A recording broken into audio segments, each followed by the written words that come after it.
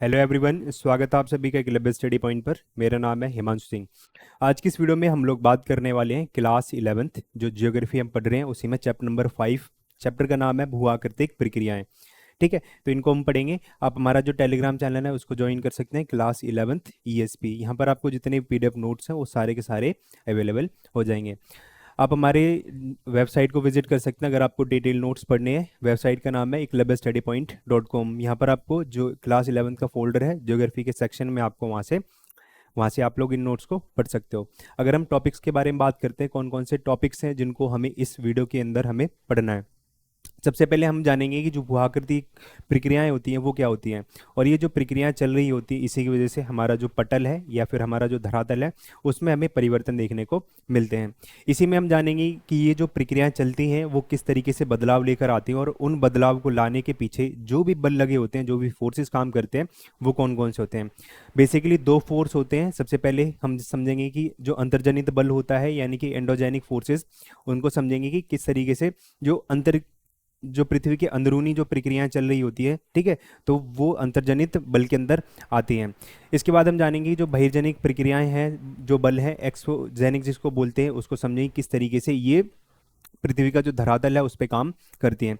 इसके बाद साथ ही में हम जानेंगे जो वेदरिंग होता है वो क्या होता है, यानी कि अपक्षय क्या होता है, इसके कितने प्रकार होते हैं, जिसमें हम जानेंगे रासायनिक अपक्षय के बारे में हम पढ़ेंगे, भौतिक अपक्षय के बारे में, और इसी के साथ में हम जानेंगे कि किस प्रकार से जो जैविक अपक्षय होता है वो काम करता है। इसी के साथ में हम समझेंगे कि जो अपरदन होता है यानी कि इरोजन और डिपोजिशन, निक्षेपण जिसको बोलते हैं, वो क्या होता है, किस तरीके से ये काम करता है।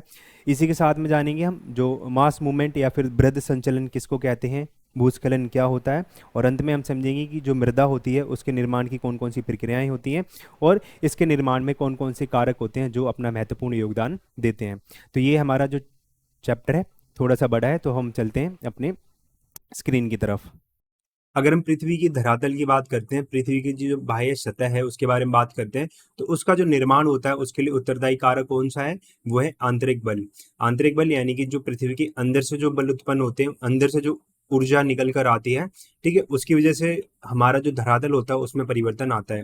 ठीक है, अब ये जो भूपरपट्टी होती है उसका जो निर्माण होता है वो भी आंतरिक बलों के द्वारा ही किया जाता है, और जब हमारी जो भूपरपट्टी प्रभावित होती है तो जो पृथ्वी का धरातल होता है वो भी प्रभावित होता है। तो धरातल जो है वो सूर्य से प्राप्त जो ऊर्जा होता है, यानी कि जो सूर्य से जो ऊर्जा निकलती है उसके द्वारा जो बाह्य बल होते हैं उससे प्रभावित होता रहता है।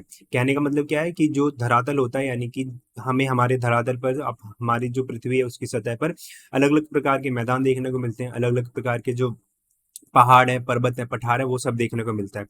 तो यही कहने का मतलब है कि जो सूर्य है उससे ऊर्जा मिलती है, ठीक है, उसी से ये जितनी भी चीजें हैं वो प्रभावित रहती हैं। हमारा जो धरातल होता है वो पृथ्वी के अंदर से जो भी बल उत्पन्न होते हैं उनसे काफी ज्यादा प्रभावित रहता है। चाहे हम बात करते हैं बाह्य बलों के बारे में, चाहे हम उसके आंतरिक बलों की बात करते हैं, तो उससे बहुत ज्यादा प्रभावित ये रहता है। और पृथ्वी के अंदर जो बल लगता है और पृथ्वी के बाहर जो बल लगता है उसी से हमारा जो पूरा का पूरा धरातल है उसमें परिवर्तन आता है, उसमें बदलाव हमें देखने को मिलता है। अब हमें पता है जो बल होते हैं उनको दो प्रकार में बांटा जाता है। तो जो बाह्य बल होते हैं उनको बहिर्जनिक एक्सपोजेनिक, और जो आंतरिक बल होते हैं उनको एंडोजेनिक या फिर अंतर्जनित बल कहा जाता है। ठीक है, उनको अंतर्जनित बल कहते हैं। अब बहिर्जनिक बल आपको पता है, ये बहिर्जनिक जो बाहर से लगते हैं, तो इनकी क्रियाओं का क्या परिणाम निकल कर आता है, यानी कि ये क्या कार्य करते हैं। तो जो उभरी हुई भूमि होती है, ठीक है, उसका विघर्षण करते हैं, यानी कि वेयरिंग डाउन, उसका अपक्षय करते हैं, उसको कम करने का काम करते हैं, ये भयजनिक बल होते हैं। ठीक है, या फिर जो बेसिन होते हैं या फिर नदी का जो क्षेत्र हो रहा है, निम्न क्षेत्र होता है, जो धसा हुआ क्षेत्र होता है, उसका भराव करने का काम ये बहिर्जनित बलों के द्वारा किया जाता है। अगर हम अंतर्जनित शक्तियों की बात करते हैं तो निरंतर धरातल के भागों को ऊपर उठाती है, यानी कि अंदर से पृथ्वी की जो प्लेटें होती हैं, अंदर की जो प्रक्रियाएं होती है वो धरातल को ऊपर उठाने का काम करती है या उनका निर्माण करती हैं। अब अंतर्जनित जो बल होते हैं उसी की वजह से हमें जो महासागर होते हैं वो देखने को मिलते हैं, जो भी पर्वत होते हैं, महाद्वीप होते हैं, उनका निर्माण होता है। ठीक है, तो इसी की वजह से होता है। तो ये निर्माण करने का काम करते हैं अंतर्जनित जो शक्तियां होती है, बल होती है। इस प्रकार बहिर्जनित प्रक्रिया उच्चावच में भिन्नता को सम करने में असफल रहती हैं। ठीक है, यानी कि दोनों तरफ कंपटीशन चल रहा होता है। अंतर्जनित जो शक्तियां होती है वो पृथ्वी के धरातल को ऊपर उठाती हैं, और जो बहिर्जनित शक्तियां होती है वो पृथ्वी के धरातल को समतल करने में काम करती हैं। तो वो कभी भी जो बहिर्जनित शक्तियां होती हैं वो कभी भी इस चीज में सफल नहीं हो पाती है, क्योंकि अंदर से जो प्रक्रियाएं चल रही होती हैं उससे क्या होता है, हमारा जो धरातल होता है उसमें निर्माण होता रहता है। अगर हम तल संतुलन की बात करते हैं, तल संतुलन को बोलते हैं ग्रेडेशन। तो धरातल पर अपर्दन के माध्यम से उच्चावच के मध्य जो अंतर होता है उसको कम करने की जो प्रक्रिया होती है उसको तल संतुलन कहा जाता है। अब अपर्दन क्या होता है कि कोई भी जो पदार्थ होता है अपनी मूल अवस्था से, अपनी मूल जगह से हटकर दूसरी जगह पे पहुंच जाता है। इसमें जल, वायु, ठीक है, ये सब जो पदार्थ होते हैं इनकी सहायता से अगर जाता है तो वो अपरदन कहलाता है। कहने का मतलब क्या है कि कोई भी जो पदार्थ है वो एक जगह से हटकर दूसरी जगह पर अगर पहुंच जाता है तो वो अपरदन कहलाता है। तो इसी के माध्यम से उच्चावच हमारी जो ट्रोपोग्राफी होती है, कहीं पर पहाड़ हमें देखने को मिलता है, कहीं पे पठार देखने को मिलता है, कहीं पे समतल मैदान है, कहीं पे ट्रेंचेस हैं, खाइयां हैं। तो इनके बीच में जो अंतर है, ठीक है, ये पहाड़ इतना ऊंचा है, पठार इतना कम ऊंचा है, मैदान बिल्कुल ही नीचे है और ये जो खाइयां हैं बिल्कुल नीचे है। तो इन्हीं को समतल करने का जो काम होता है उसको तल संतुलन कहा जाता है, उसी को ग्रेडेशन कहते हैं। आई होप आपको समझ आ रही है। अगर मानव की बात करते हैं तो अपने निर्वाह के लिए वो धरातल पर निर्भर है, यानी कि जो हमारा धरातल है, हमारी जो सतह है, पृथ्वी है, उस पर निर्भर है और इसका व्यापक उपयोग करता है। हम इसी पर रहते हैं, इसी पर अपने खाने के लिए कृषि करते हैं, इसी पर व्यवसाय करते हैं और हमारे जितने भी काम होते हैं वो धरातल पर ही होते हैं। धरातल के अधिकांश भाग को बहुत लंबी अवधि में आकार प्राप्त हुआ है, यानी कि धरातल को बनने में बहुत करोड़ों वर्षों का टाइम लगा है, तब जाकर आज का ये स्वरूप हमें देखने को मिलता है। मानव द्वारा इसके उपयोग, दुरुपयोग और कुप्रयोग के कारण इसकी संभाव्यता में बहुत तीव्र गति से ह्रास हुआ है। यानी कि जो मानव है उसने इसका उपयोग भी किया है, दुरुपयोग भी किया है, ठीक है। तो इसकी वजह से क्या है, इसकी जो यूटिलिटी है, उसकी उपयोगिता है, उसमें बहुत गति से ह्रास हुआ है, बहुत ज्यादा इसको नुकसान हुआ है। क्योंकि अगर हम बात करते हैं, मानव रहने के लिए जंगलों को काट रहा है, ठीक है, घरों को बना रहा है, तो इससे क्या है, जो हमारा धरातल है उसका नुकसान हो रहा है। जो मानव है अपनी कृषि करने के लिए अलग अलग जो फर्टिलाइजर्स होते हैं, केमिकल्स होते हैं, उनका यूज कर रहा है, तो इसकी वजह से इसकी क्या यूटिलिटी है वो भी खत्म होती जा रही है, इसमें उपजाऊपन जो है वो खत्म होता जा रहा है। मानव उपयोग जनित हानिकारक प्रभावों को कम करने एवं भविष्य के लिए संरक्षण करने हेतु आवश्यक उपाय किए जा सकते हैं। अगर हम बात करते हैं जो केमिकल फर्टिलाइजर्स हैं उसको अगर हम कम करके जो जैविक खाद होती है, ठीक है, जो बायोलॉजिकल जो कंपोस्ट होता है, ठीक है, तो उसको यूज किया करके हमारी जो कृषि है उसमें उत्पादन होता है उसको बढ़ा सकते हैं। अब हम बात करते हैं हमारी भू-आकृतिक प्रक्रियाओं के बारे में। भू-आकृतिक प्रक्रियाएं जो मैं आपको बता चुका हूँ दो तरीके की होती है। एक होती है अंतर्जनित बल जिनको एंडोजेनिक फोर्स के नाम से जाना जाता है, और दूसरी होती है बहिर्जनिक बल जिसको एक्सोजेनिक फोर्स के नाम से जाना जाता है। अगर हम अंतर्जनित बलों की बात करते हैं तो ये भी दो प्रकार की होती है, दो प्रकार की हमें देखने को मिलती है। इसमें सबसे पहले आती है पटल विरूपण प्रक्रियाएं। पटल विरूपण यानी कि जो हमारा धरातल होता है उसमें क्या क्या परिवर्तन आते हैं वो प्रक्रियाएं इसमें शामिल होती है। और दूसरी होती है आकस्मिक क्रियाएं जो एक जो अचानक ही घटित हो जाती है, ठीक है। आकस्मिक क्रियाएं जो होती है वो अचानक से घटित होती है। पटल विरूपण की जो प्रक्रियाएं होती है वो एक लंबा टाइम लेती है इसमें परिवर्तन लाने के लिए धरातल पर, ठीक है। अब जो पटल विरूपण प्रक्रियाएं होती है वो भी दो प्रकार की होती है। एक होती है एपिरोजेनिक बल, ठीक है, दूसरी होती है तीक्ष्ण वलयन या फिर परिवर्तनीय। उसके बाद अगर हम आकस्मिक की बात करते हैं, आकस्मिक प्रक्रियाएं होती है उसमें दो हमें चीजें देखने को मिलती हैं। सबसे पहले भूकंप और दूसरी है ज्वालामुखी।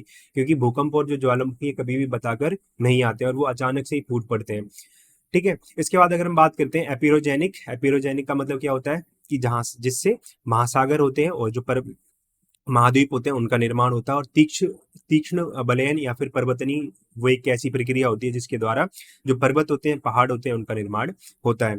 अगर हम पटल विरूपण प्रक्रिया की बात करते हैं तो पटल विरूपण से आशय उस प्रक्रिया से है जिसमें पृथ्वी की प्रपटी में झुकाव, बलन, भ्रंश या विभंग पैदा होता है तथा धरातल पर असमानता उत्पन्न होती है। और इसी असमानता की वजह से क्या होता है कि हमें जो महाद्वीप होते हैं वो देखने को मिलते हैं और इसी के साथ में जो महासागर होते हैं वो भी हमें देखने को मिलते हैं, ठीक है। तो महासागर और जो महाद्वीप होते हैं उनका निर्माण किसकी वजह से होता है, पटल विरूपण की प्रक्रिया की वजह से होता है। जो किसका भाग है, वो अंतर्जनित प्रक्रिया का भाग है, अंतर्जनित बल का एक हिस्सा माना जाता है, ठीक है। यह प्रक्रिया पृथ्वी के अंदर बहुत ही धीमी गति से कार्य करती है, यानी कि बहुत स्लोली काम करती है और एक लंबे टाइम के बाद, करोड़ों वर्षों के बाद इसका जो प्रभाव होता है वो हमें देखने को मिलता है। यानी कि बहुत लंबे समय बाद इसका जो प्रभाव होता है वो हमें दिखाई देता है। अगर हम आकस्मिक क्रियाओं के बारे में बात करते हैं तो आकस्मिक जो अंतर्जात बलों द्वारा उत्पन्न संचलन को इसमें रखा जाता है, यानी कि जो अचानक से उत्पन्न होते हैं वो बल इसके अंदर आते हैं। इससे उत्पन्न जो घटनाएं होती हैं वो आकस्मिक या फिर अचानक होती हैं, ठीक है, क्योंकि ये जो चीजें होती है कभी भी बताकर नहीं आती है तथा अचानक ही इनसे भूतल पर नीचे तथा ऊपर विनाशकारी जो परिवर्तन होते हैं वो हमें देखने को मिलते हैं। जैसे भूकंप आया, वो अचानक से आएगा तो उसकी वजह से क्या होगा कि जो पृथ्वी का धरातल है वो कहीं पर नीचे धंस जाएगा, ठीक है। अगर ज्वालामुखी आता है तो उसकी वजह से क्या होगा, उसके इस आसपास जो उसका एरिया होता है वहां पर हमें परिवर्तन देखने को मिलेगा और एक लंबे टाइम के बाद वहां पर हमें नया धरातल देखने को मिलेगा, क्योंकि हम पढ़ के आए हैं कि जो ज्वालामुखी होता है उसके अंदर से जो मैग्मा निकलता है, जो लावा निकलता है, वो आगे जाकर धरातल का ही रूप एक ले लेता है, ठीक है। तो इससे हमें काफी ज्यादा विनाशकारी परिवर्तन देखने को मिलते हैं। आकस्मिक संचलनों में भूकंप तथा ज्वालामुखी जो है वो प्रमुख होते हैं। अब हम बात करते हैं एपिरोजेनिक। एपिरोजेनिक किसका एक भाग है, पटल विरूपण का। अब एपिरोजेनिक में भी दो प्रकार की हमें गतिविधियां देखने को मिलती हैं। सबसे पहले जो धरातल होता है वो ऊपर की ओर उठता है, ठीक है, ऊपर की ओर उसमें उभार आता है जिसकी वजह से क्या होता है, महाद्वीप बनते हैं, यानी कि जो कॉन्टिनेंट बनता है, कॉन्टिनेंटल क्रस्ट का निर्माण इसकी वजह से होता है। फिर नीचे की ओर जब अगर परत धंसती है तो उसकी वजह से क्या होता है, महासागरों का निर्माण होता है, ठीक है। वैसे ये आपके सिलेबस में नहीं है, मैं आपको जस्ट एक्स्ट्रा इन्फॉर्मेशन दे रहा हूँ जिसकी वजह से जो चैप्टर है उसकी अंडरस्टैंडिंग आपके लिए इजी हो जाए, ठीक है। तो जो एपिरोजेनिक है वो, अगर जो धरातल है एपिरोजेनिक में धरातल अगर ऊपर की ओर उठ रहा है तो उससे महाद्वीप कॉन्टिनेंट का निर्माण होगा। अगर नीचे की ओर धंस रहा है, ठीक है, नीचे की ओर धंस रहा है तो उसकी वजह से क्या होगा, महासागरों का निर्माण होगा। अब हम बात करते हैं एपिरोजेनिक बल के बारे में। यही है सेम चीज, ये जो बल होते हैं लंबवत रूप से कार्य करते हैं और महाद्वीपों के ताना बना और नीचे की ओर बढ़ते हैं, अर्थात एक बड़े महाद्वीप द्रव्यमान को ऊपर और नीचे की ओर धकेलता है। और जब ऊपर की ओर उठता है तो महाद्वीप का निर्माण होता है और नीचे की ओर धंसता है तो उसकी वजह से क्या होता है, वहां पर हमें महासागर देखने को मिलते हैं। अब हम बात करते हैं ज्वालामुखीयता के बारे में, जो कि इसका एक आकस्मिक प्रक्रिया का एक भाग है। तो पृथ्वी पर सबसे ऊपरी सतह में बनी दरार या छिद्र से नीचे के पिघले पत्थर एवं अन्य सामग्री के लावा और गैसों के रूप में उलगाव को ज्वालामुखीयता कहा जाता है। यानी कि जो पृथ्वी का धरातल होता है तो उससे उसमें हमें पता है यहाँ पर कई सारी जो तरल पदार्थ हैं वो हमें देखने को मिलते हैं। तो इसकी वजह से क्या होता है, तो ये जो पदार्थ होता है किसी छिद्र या फिर एक नली के माध्यम से पृथ्वी के धरातल पर आता है तो उसी को ज्वालामुखीयता के नाम से जाना जाता है। लावा का ऊपर आना और वहां जमकर ठोस रूप ले लेना दोनों ही इस प्रक्रिया में शामिल होती है। यानी कि जो लावा होता है पृथ्वी के बाहर आता है और आगे चलकर एक लंबे टाइम के बाद वो ठंडा हो जाता है, ठीक है, और ठोस रूप ले लेता है और एक भूमि का निर्माण करता है। अब हम बात करते हैं पर्वतनी, जो कि पटल विरूपण प्रक्रिया का दूसरा भाग है।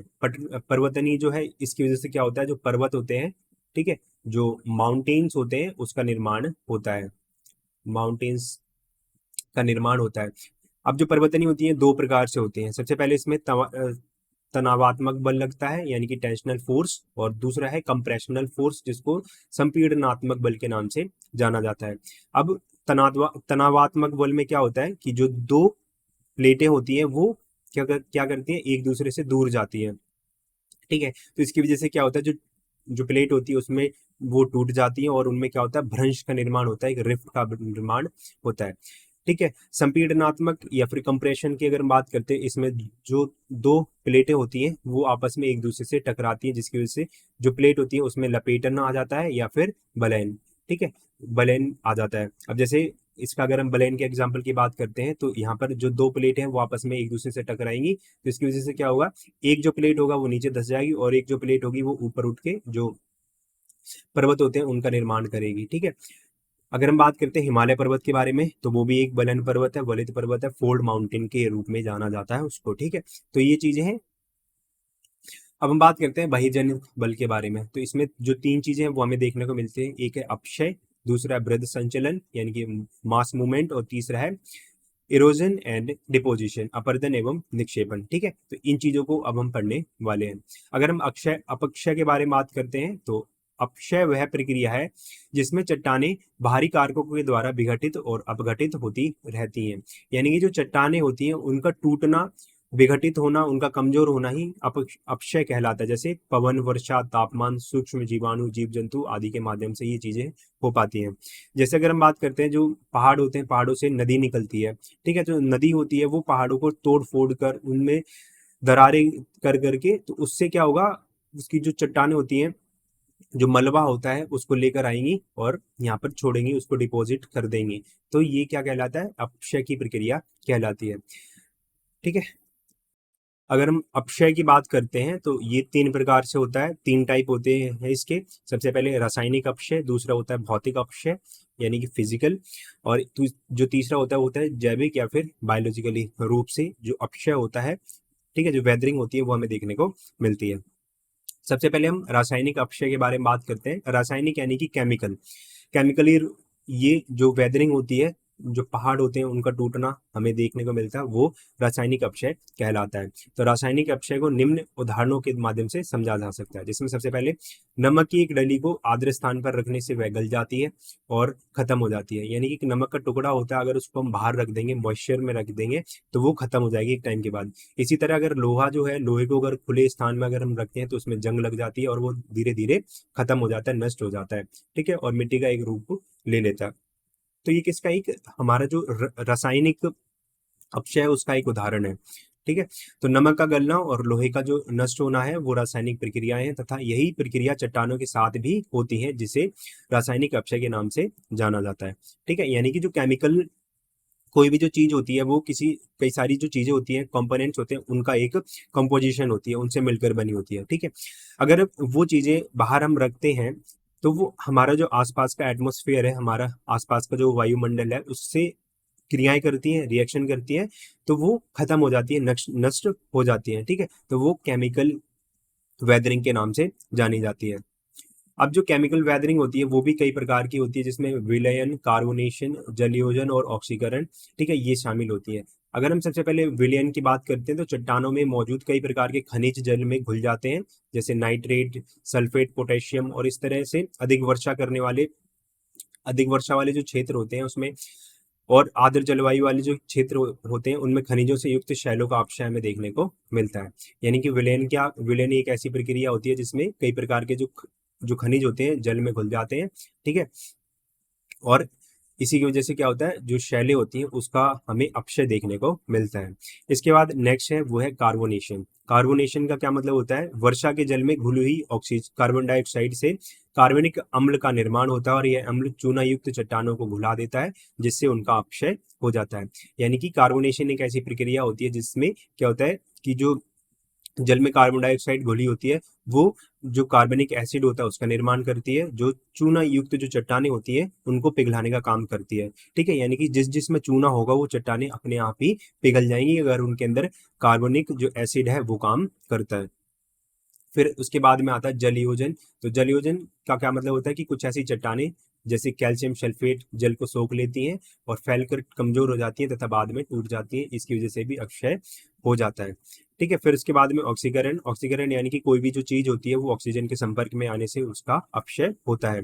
जैसे लोहे पर जंग लगना ऑक्सीकरण का एक अच्छा उदाहरण है। चट्टानों के ऑक्सीजन के गैस के संपर्क में आने से क्रिया होती है, और यह प्रक्रिया वायुमंडल तथा ऑक्सीजन युक्त जल के मिलने से होती है। यानी कि जब कोई भी पदार्थ जो होता है जल या फिर ऑक्सीजन के संपर्क में आता है तो उसका अपक्षय हो जाता है, और जिन जिन चट्टानों में लोहे के गुण पाए जाते हैं उनका जो अपक्षय होता है वो हो जाता है, और वो कमजोर हो जाती है, वो खत्म हो जाती है।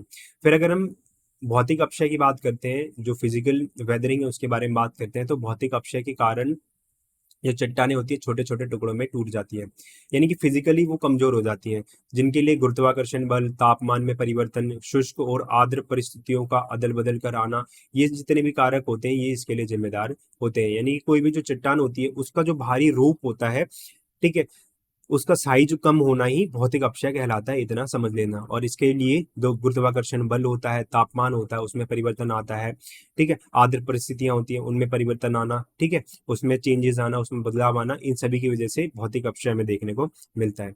फिर अगर हम जैविक अपक्षय के बारे में बात करते हैं तो जीवों की वृद्धि या संचलन से उत्पन्न अपक्षय या भौतिक परिवर्तन से खनिजों का स्थानांतरण होता है, और मानवीय जो क्रियाएं होती हैं वो जैविक अपक्षय में सहायक होती हैं। केंचुआ, दीमक, चूहा, ये जितने भी जीव होते हैं ये बिल द्वारा खोदने से नई जो सतह होती है उसका निर्माण करते हैं। यानी कि जैविक अपक्षय में हमें वो चीजें देखने को मिलती है, नई जो चीजें होती है वो उत्पन्न हो। ठीक है, अगर हम मानवीय क्रियाओं की बात करते हैं तो वो भी नई चीजों को उत्पन्न करता है, वो भी जैविक अपक्षय के अंदर आएंगी। अगर केंचुओं की बात करते हैं जिसको किसान का मित्र कहा जाता है, वो क्या काम करता है कि जो मिट्टी होती है, मृदा होती है, भूमि होती है, उसको उपजाऊ बनाने का काम करता है। ठीक है, चूहा होता है जो बिल को खोदता है, दीमक जो होता है नई मृदा के निर्माण में सहायक होता है। तो ये सब काम करते हैं, नई सतह के निर्माण में सहायक होते हैं और जो पुरानी सतह होती है उसको नष्ट करने का काम करते हैं। पौधों की जड़ें धरातल के पदार्थों पर जबरदस्त प्रभाव डालती हैं और उन्हें यांत्रिक ढंग से तोड़कर अलग अलग कर देती हैं। तो ये जो जैविक अपक्षय है, उसका एक उदाहरण हो जाता है। अगर हम अपक्षय के महत्व के बारे में बात करते हैं, द इम्पोर्टेंस ऑफ वेदरिंग, तो इसका क्या महत्व है कि जो चट्टानें होती हैं वो छोटे छोटे टुकड़ों में टूट जाती हैं, बटकर जो मृदा होती है उसका निर्माण करती है, उसके निर्माण में सहायक होती है।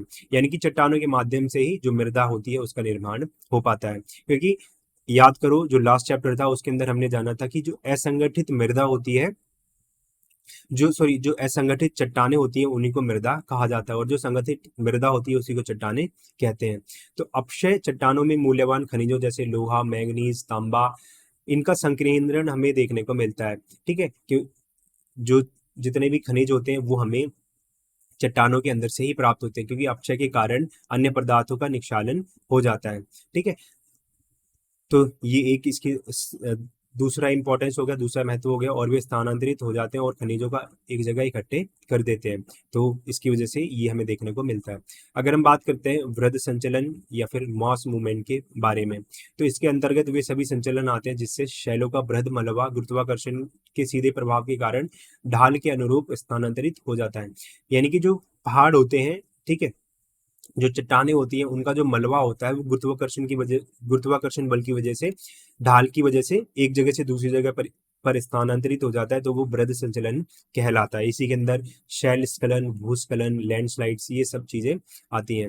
वृहद संचलन में गुरुत्वाकर्षण शक्ति जो होती है वो सहायक होती है, क्योंकि चट्टानों से जो नीचे की तरफ मलबा खींचने का काम होता है वो गुरुत्वाकर्षण जो शक्ति होती है, गुरुत्व बल होता है, उसकी वजह से पॉसिबल हो पाता है। इसका मतलब है कि वायु, जल, हिम ही अपने साथ एक स्थान से दूसरे स्थान तक मलबा नहीं ढोते हैं, अपितु मलबा भी अपने साथ जो वायु है, जल है, हिम है, इसको लेकर जाने का काम करता है। ठीक है, अगर हम बात करते हैं भूस्खलन के बारे में, तो सामग्री का तीव्र गति से ढलान पर खिसकना ही क्या कहलाता है, भूस्खलन कहलाता है। जैसे कभी आपने देखा होगा कि जो पहाड़ है, ठीक है, उत्तराखंड साइड में, तो वहां पर क्या है कि अचानक से जो पहाड़ होता है वो नीचे धंस जाता है, बिल्कुल ऐसे आ जाता है जैसे मानो पानी की तरह वो नीचे आ गया हो। ठीक है, तो क्या कहलाता है वो भूस्खलन कहलाता है, कि जो पहाड़ों की जितनी भी सामग्री होती है वो तीव्र गति से ढलान पर खिसक कर नीचे आ जाती है। ये निर्भर करता है सैल की संरचना यानी कि उसकी बनावट पर। अगर हम बात करते हैं हिमालय पर्वत या फिर जो शिवालिक पर्वत श्रेणी है उसके बारे में बात करते हैं, तो उसकी जो संरचना है वो कुछ मिट्टी की बनी हुई है। यानी कि वो जो पहाड़ है वो मिट्टी का बना हुआ है, तो इसकी वजह से भी वहां पर हमें भूस्खलन देखने को मिलता है। उसके क्षरण और जो ढलान होती है उस पर निर्भर करता है। अगर कहीं पर ढलान ज्यादा है तो जो भूस्खलन होगा वो ज्यादा होगा, अगर ढलान कम है तो वहां पर भूस्खलन, लैंडस्लाइड जो होगी वो कम होगी। अगर हम बात करते हैं अब सरपण के बारे में, तो ये क्या होता है, शैल या मलबा इकाइयों का ढलान पर फिसलना और पीछे की ओर घूमना ही क्या कहलाता है, वो अवसर्पण कहलाता है। ठीक है, इसको रोटेशनल फिसलन के नाम से भी जाना जाता है। अगर हम बात करते हैं मलबा स्खलन के बारे में, तो मलबे का तेजी से लुढ़कना या खिसकना, ये क्या कहलाता है, मलबा स्खलन कहलाता है, और ये बिना घूर्णन के आता है, खास तीव्र ढालों पर होता है ये। ठीक है, मलबा स्खलन। इसके बाद अगर हम बात करते हैं शैल स्खलन के बारे में, तो शैल खंडों का संस्तरण, जोड़ या भ्रंश के सहारे खिसकना ही क्या कहलाता है, शैल स्खलन कहलाता है। तीव्र ढालों पर अत्यधिक विध्वंसक ये होता है। उसके बाद अगर हम बात करते हैं शैल पतन के बारे में, तो शैल पतन का मतलब क्या होता है कि शैल खंडों का किसी तीव्र ढलान या चट्टान से स्वतंत्र रूप से गिरना ही शैल पतन कहलाता है। ये उथली परतों से होता है और शैल स्खलन से अलग होता है। जो उथली परतें होती हैं उसमें ये हमें देखने को मिलता है शैल पतन और शैल स्खलन दोनों चीजें जो है वो अलग हैं। फिर हम बात करते हैं अपरदन के बारे में, यानी कि इरोजन के बारे में। इरोजन का मतलब क्या होता है, इसको जानते हैं। तो प्रवाहित जल, भौम जल, हिमानी वायु, लहरों एवं धाराओं के द्वारा शैलों का काटना, खुरचना और उससे प्राप्त मलबे को एक जगह से दूसरी जगह ले जाना अपरदन कहलाता है। ठीक है, यानी कि जो भी चट्टानें होती है उसको काट कर, खुरच कर, जो भी मलबा होता है उसको एक जगह से दूसरी जगह पर ले जाना ही अपरदन कहलाता है। इसके बाद में एक दूसरी प्रक्रिया आती है जिसको निक्षेपण के नाम से जाना जाता है। तो जो अपरदन हुआ है, यानी कि जो मलबा एक स्थान से हटाकर दूसरे स्थान पर लेके गया है, जो नदी के द्वारा आया है, उसको एक जगह पर छोड़ देना ही निक्षेपण या फिर डिपोजिशन कहलाता है। तो जो निक्षेपण है वो अपरदन का परिणाम होता है। जब ढाल में कमी आ जाती है तो अपरदित पदार्थ का निक्षेपण या फिर जमाव जो होता है वो शुरू हो जाता है, यानी कि जमाव को ही हम कहते हैं निक्षेपण। ठीक है, आई होप आपको ये समझ आ गया हो। अब हम बात करते हैं मृदा के बारे में, यानी कि जो हमारी जो सॉइल है उसके बारे में। तो मृदा जो है एक गत्यात्मक माध्यम है जिसमें रासायनिक, भौतिक और जैविक क्रियाएं जो होती हैं वो निरंतर चलती रहती हैं। ठीक है, जैविक क्रियाओं में जैसे कि अगर हम बात करते हैं नई नई चीज़ों को बनना आ जाता है। भौतिक चीज़ों इस पर हमें सारी की सारी देखने को मिलती है। पहाड़ों की बात करते हैं, मैदानों की बात करते हैं, पठार जो होते हैं वो हमें यहाँ पर देखने को मिलते हैं। और जो भी रासायनिक क्रियाएं होती हैं वो सभी हमें यहाँ पर देखने को मिलती हैं। यह अपक्षय और अपकर्षण का परिणाम है जो मृदा निर्माण में योगदान करते हैं।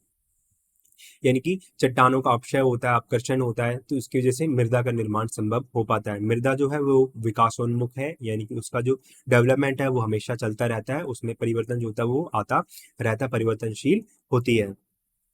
अगर हम इसके निर्माण की जो प्रक्रियाएं हैं उसके बारे में बात करते हैं तो सबसे पहले अगर हम बात करें मृदा जनन या फिर पेडोजेनेसिस के बारे में, एक चीज और है कि जो मृदा है उसका जो अध्ययन होता है, यानी कि जो उसकी स्टडी होती है, उसको पेडोलॉजी के नाम से जाना जाता है। ठीक है, पेडोलॉजी के नाम से जाना जाता है।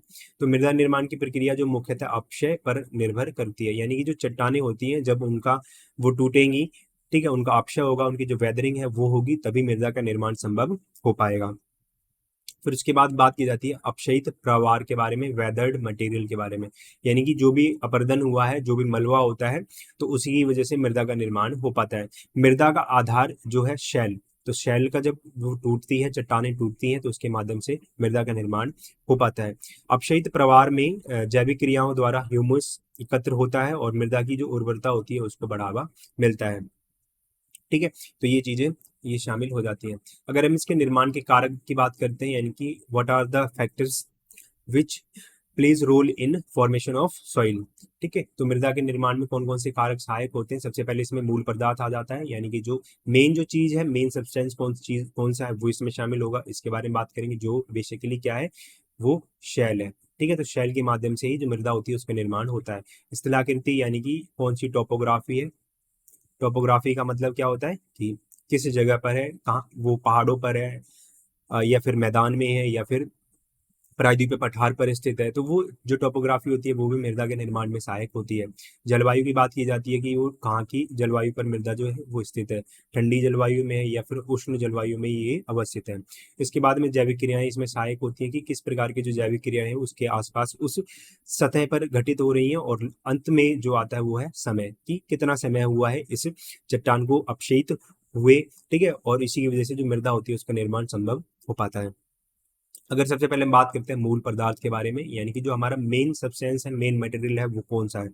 तो मृदा का जो मूल तत्व है वो है शैल या फिर निक्षेप, या फिर जो डिपोजिशन नदियां वगैरह ये लेकर आती हैं तो उसी से मृदा का निर्माण हो पाता है।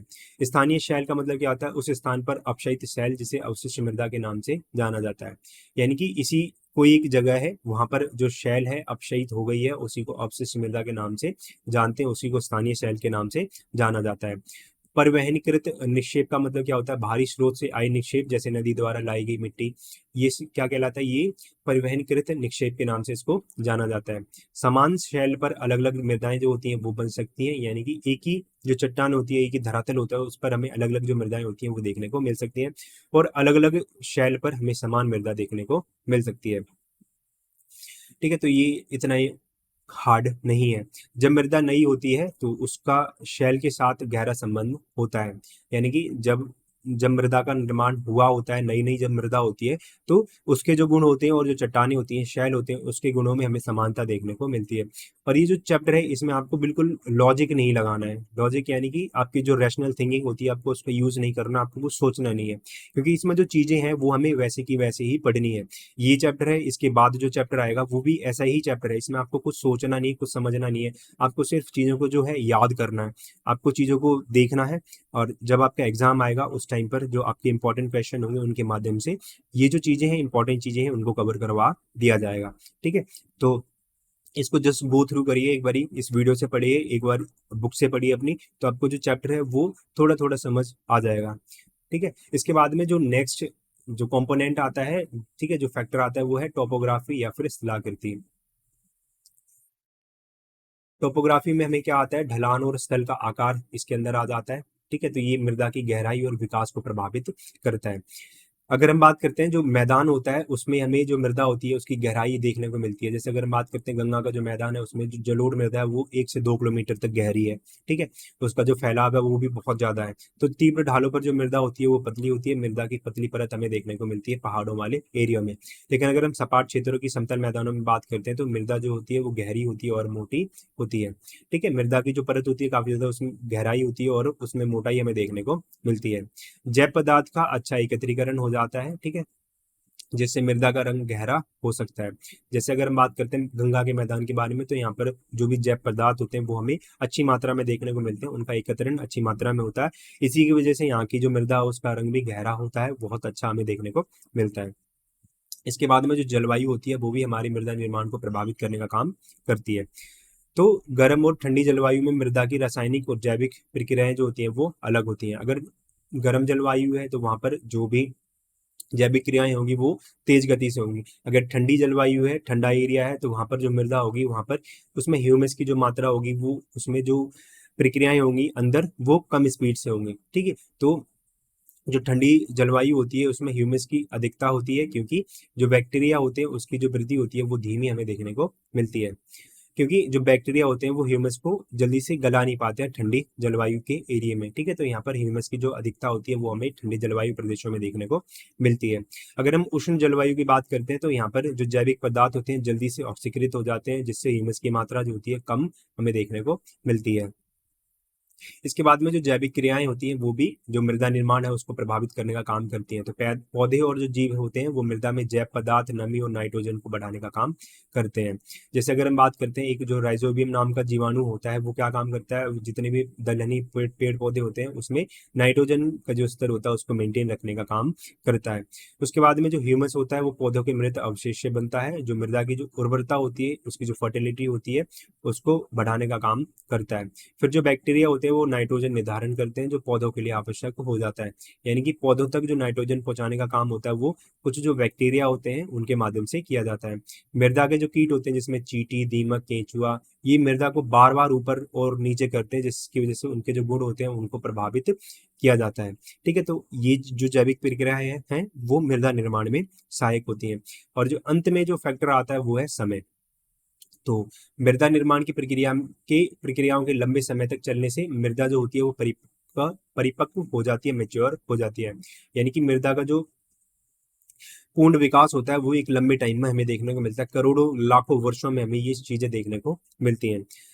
हाल ही में जमा हुई जो जलोढ़ मिट्टी है या हिमानी टील है उससे बनी जो मृदाएं होती हैं वो युवा होती हैं, यंग होती हैं, नई नई मृदाएं मानी जाती है। ठीक है, तो यहाँ से आपका जो चैप्टर है चैप्टर नंबर 5 वो होता है आपका खत्म। लास्ट जो 2 चैप्टर हैं वो बच रहे हैं, चैप्टर नंबर 6 और चैप्टर नंबर 7, तो हम इनको भी जल्दी से खत्म करेंगे। तो ये आपका वीडियो होता है खत्म। थैंक्स फॉर वॉचिंग, मिलते हैं नेक्स्ट वीडियो में। टेक केयर, जय हिंद, जय भारत।